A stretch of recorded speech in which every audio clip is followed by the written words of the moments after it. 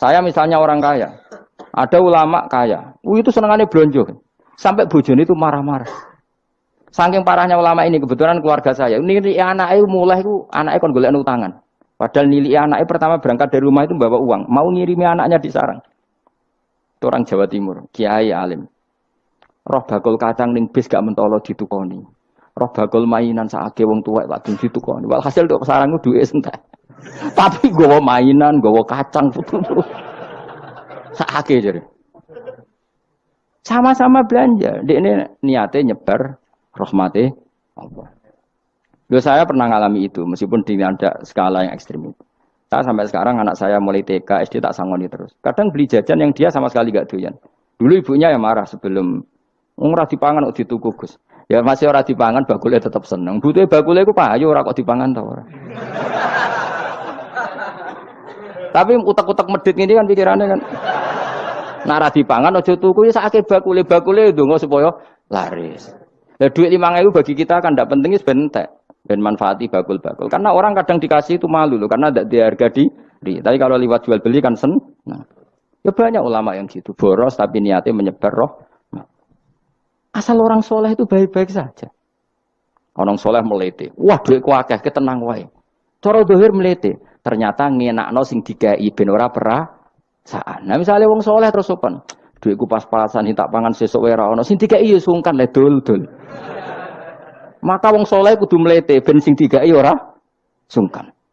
Bar ngekek duit wong 100.000. Lah iya lanjuran duitmu akeh ora iso tak hitung ning omah. Ijek karungan. Lah kok karungan piye? Duit saya wae gak kok karung gak sak. Butuh wae ngenakno sing digawe apa?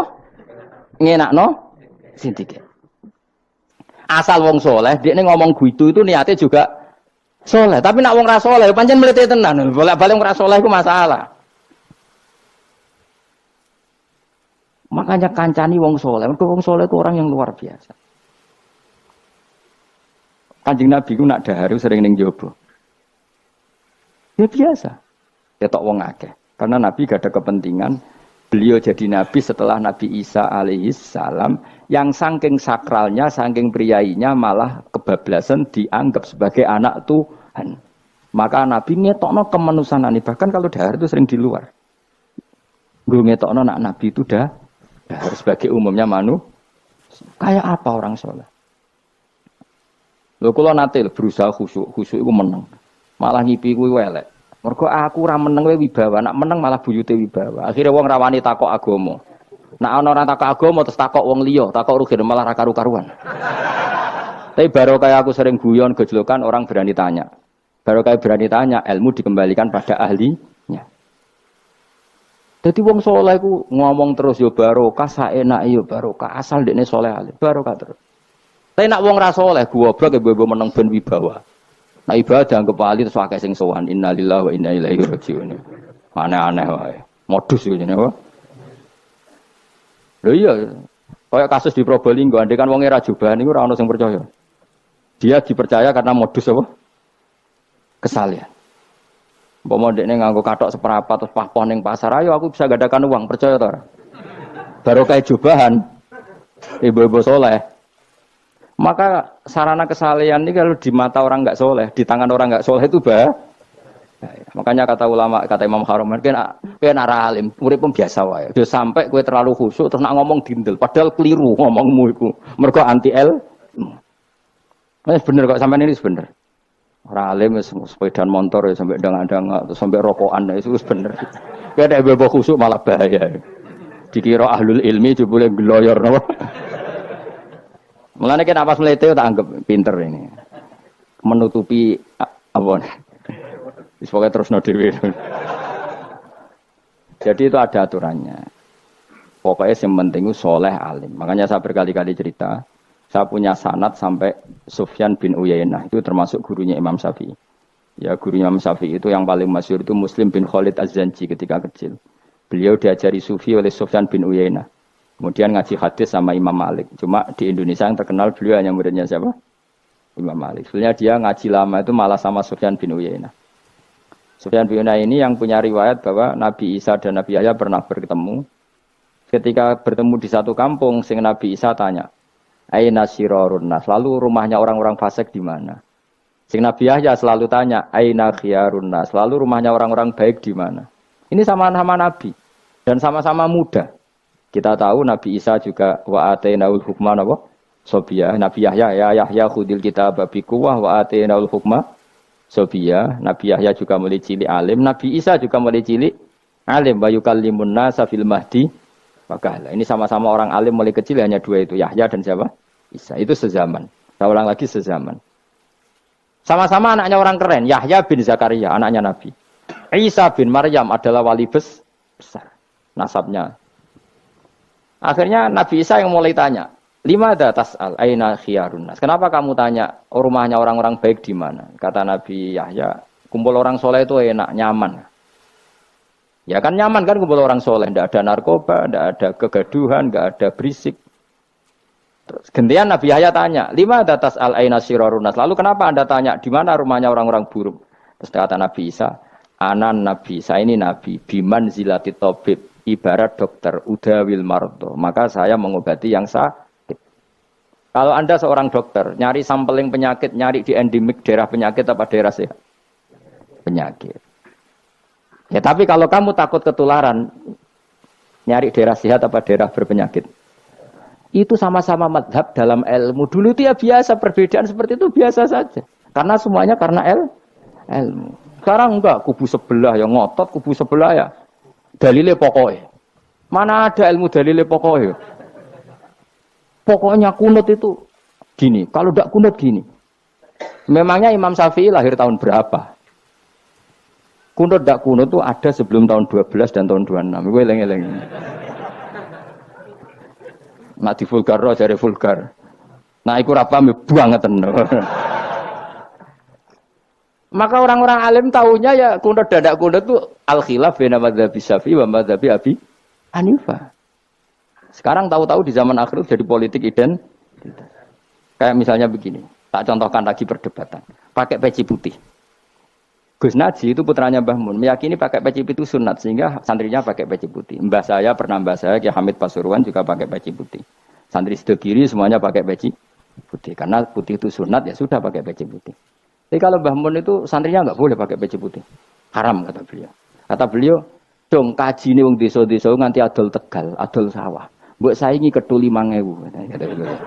Nglarakno atine wong dosa apa haram? Dosa, Mbah. Lah ya iku dosa, mulane haram. Sehingga takannya akan santri sarang semua. Enggak ada santrinya Mbah Mun pakai peci putih, kecuali yang sudah kaji. Karena pikiran beliau itu menyakiti orang katanya. Karena kaji ini adol Tegal disaingi 5.000. Tapi Mbah Mun sebagai orang alim yang membiarkan pondoknya Gus Naji pakai peci putih. Mbah Naji juga membiarkan ketika pondoknya Mbah Mun pakai hitam. Makanya saya keterusan peci. Saya itu sudah kaji, tapi karena saya mulai dulu nggak pernah pakai peci putih terus keterusan sampai sekarang. Tapi suatu saat aku juga nganggukan kan, entah kapan suatu saat. Jadi aku soal Nabi keturunan iri, keterusan diharamno terus kebablasan ini.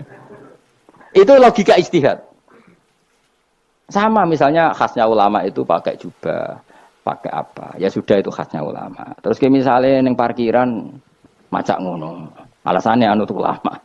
Kira-kira menyinggung orang apa ndak kira-kira? Kowe kelakuanem cek ra karuan jubah sunah Rasul terus kene parang tritis delok wong macem-macem jubah. Kacau gak? Elek-eleki nasab apa enggak? Boy orang itu mikir, jadi karena ada selalu masalah ijtihadiyah. Abdul bin Mas'ud dulu itu kalau sholat itu nggak pernah pakai baju resmi. Seringnya pakai sarung tok, kadang nggak pakai baju. Ketika ditanya, kamu ashabu Rasulillah, kenapa sholat dengan cara seperti itu? Terus beliau ngendikan, wong ben roh nak standar minimal sholat seperti ini. Kalau saya sholat selalu pakai pakaian sempurna, nanti dikira itu aturan fardu dan umat menjadi berat. Sampai seperti itu ulama menjaga konstitusi bahwa yang penting dalam sholat adalah satrul aurah. Zaman itu sudah sahabat dan tabiin karena Nabi sudah wafat itu sudah pakai pakaian lengkap. Tapi Abdul bin Mas'ud tiap sholat di masjid dia menunjukkan pakaian paling tidak lengkap. Jadi pernah beliau sholat itu hanya pakai sarung, terus diikatkan di lehernya. Ketika ditanya, dulu kita dengan Nabi pernah sholat seperti ini. Akhirnya ulama menjadi tahu nak ngono salat paling pokok itu nutupi ma bena surah war rukbah. Andai kan tidak ada cerita Abdul bin Mas'ud mungkin dikira salat syarat sahnya ya seperti itu. Maksudnya pakai jubah terus, pakai pakaian begitu terus. Barokahnya Abdul bin Mas'ud orang tahu standar minimal. Jadi kalau ulama itu motifnya seperti itu. Rasulullah kira-kira senang qiyamul lail apa enggak? Senang. Tapi beliau qiyamul lail di masjid hari keempat, hari kelima sudah tidak keluar ke masjid. Karena Nabi kalau selalu melakukan nanti dikira Tapi kalau enggak melakukan nanti orang enggak qiyamul lail. Maka Nabi pernah melakukan ya pernah tidak. Ya sudah itu konstitusi dalam tradisi ulama. Jelas ya. Saya sholat di pondok saya sendiri sering jadi makmum. Karena semua kiai sudah jadi imam. Nanti dikira syarat sahnya imam itu kiai. Repot. Makanya saya tunjukkan kiai juga boleh jadi makmum. Andai kan semua kiai jadi makmum, saya nanti jadi imam. Ya semua ulama mulai dulu tradisinya gitu. Karena yang dikatakan fardu kifayah itu kalau sudah ada yang melakukan, yang lain tidak usah. Biar seimbang. Sekarang enggak ada geruduk kabeh.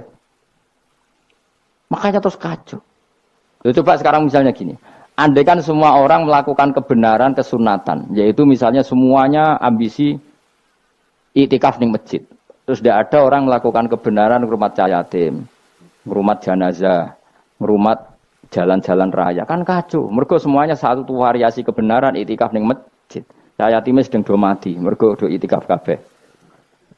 Baru kaya ana sing iktikaf ning perapatan, nek ana wong tiba iso nulung, nek ana wong kesasar iso tako. Baru kaya wong sing iktikaf ning perapatan. Sayange to bidung-bidung barang ku sayange. Sajane niat iktikaf ku sah. Nawaitul iktikaf linusrati thoriq. Niat ingsun iktikaf nulungi dalan ben nek ana wong butuh. Coba sekarang, orang yang kecelakaan, pertolongan emergensi orang yang iktikaf di jalan apa yang di masjid? Di jalan, barokahnya banyak itu tim SAR gratis. Umpama do niat soleh kabeh bumine pangeran sah mbok itikaf. Mulai sesuk gak apa-apa itikaf ning perapatan.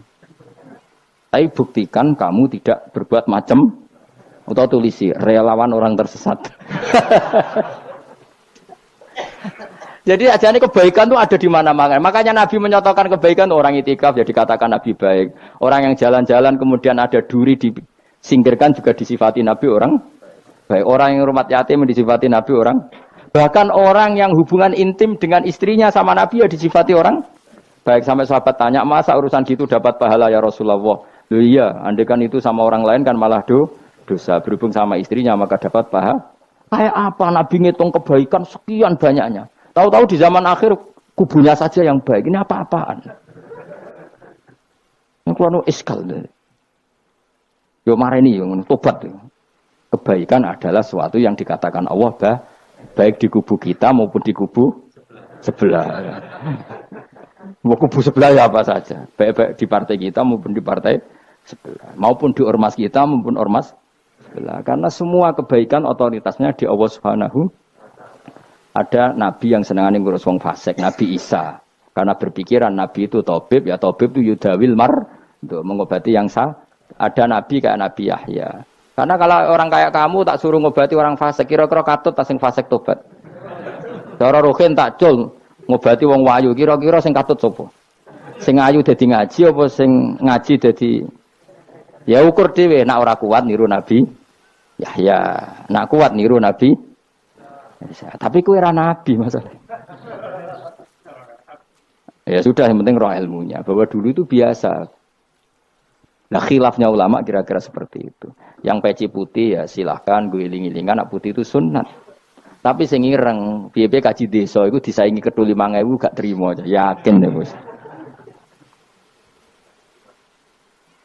Nah saya ini mulai kecil di sarang. Tapi mertua saya itu keluarga Pasuruan. Jadi saya lucunya saya kalau ngajar di Pasuruan pakai peci hitam. Sebagian santri separuh pakai peci hitam menghormati saya. Sebagian pakai putih menghormati kiainya. Jadi jadi saya lihat ini ya sepanjang sejarah kalau saya ngajar itu jadi warna-warni itu karena saya kaget kok banyak yang pakai peci hitam. Menghormati jenengan. Yang putih masih banyak separuhan. Ya enggak ada yang merencanakan, ya alami saja. Antara sampean bener di putih apa hitam? Putih apa hitam? bebas. Karena tadi ini masalah nopo